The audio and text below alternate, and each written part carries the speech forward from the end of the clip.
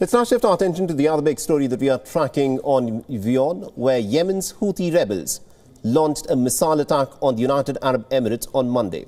A base hosting the US military, in fact, came under attack. However, it was thwarted by the US-built Patriot interceptor missiles. This is according to the United States and the Emirati officials, and this was the second attack on the United Arab Emirates in a span of a week. Now remember, on the 17th of January, the Houthis had attacked a fuel depot in Abu Dhabi. 2 Indian nationals and a Pakistani national were killed in that drone attack. A Houthi military spokesperson also said that the group had fired the Zulfiqar ballistic missiles at the Al Dhafra airbase and other sensitive targets. The airbase is used by the American forces. Now, it was said that the drones were also launched towards Dubai. The Foreign Ministry of the United Arab Emirates has called the attack as a criminal escalation and has said that it has a right to respond.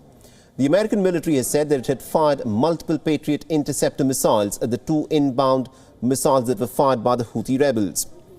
Now, the Emirati ambassador to Washington also tweeted that close cooperation with the United States had managed the Emirati government to deflect the attack. The US State Department has also reaffirmed Washington's commitment to strengthen the defense of its Saudi and Emirati partners. These attacks on the UAE and Saudi Arabia, as well as recent airstrikes in Yemen that killed civilians, represent a troubling escalation that only exacerbates the suffering of the Yemeni people. We call on all parties to the conflict to commit to a ceasefire, abide by their obligations under international humanitarian law, including those related to protection of all civilians, and participate fully in an inclusive, UN-led peace process. Now remember, the Houthi rebels have repeatedly carried out cross-border missile and drone attacks in Saudi Arabia, but by targeting the United Arab Emirates, they've also now raised the stakes of the conflict that is largely being witnessed as a proxy war between Saudi Arabia and Iran. The US Embassy has also issued a rare security advisory for the United Arab Emirates, urging its nationals to maintain a high level of security awareness.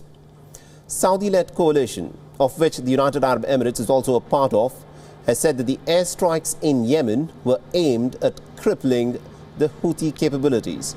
Now, well over 60 people, remember, lost their lives in the Sadr province when a prison facility, which also housed certain migrants, including many young women and children, came under attack by the Saudi-led coalition on Friday.